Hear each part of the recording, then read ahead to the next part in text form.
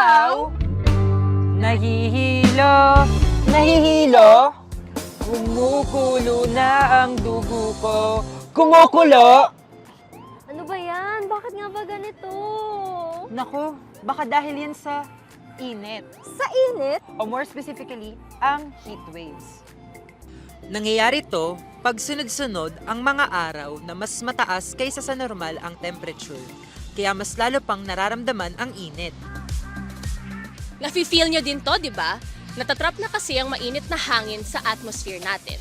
At dahil sa climate change, mas nagiging madalas at mas matindi ang heat waves. Correct! May epekto din ito sa kabataan, pero hindi lang tayo ang apektado. Mas delikado ang sobrang init para sa mga babies, children, pregnant women, at elderly. Mas nahihirapan ang katawan nila na kontrolin ang body temperature, kaya mas mataas ang risk ng dehydration at heat stress. Grabe pala yung epekto ng heat waves, no?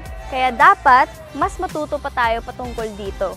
Kaya mahalaga na maging alerto tayo. Drink your water, magpahinga sa lilim, at iwasan ang matinding init para di na mauhaw, mahilo, at kumulo ang dugo. Ngayong summer, ingat sa init. Stay hydrated, stay safe, at alamin ang epekto ng heat waves.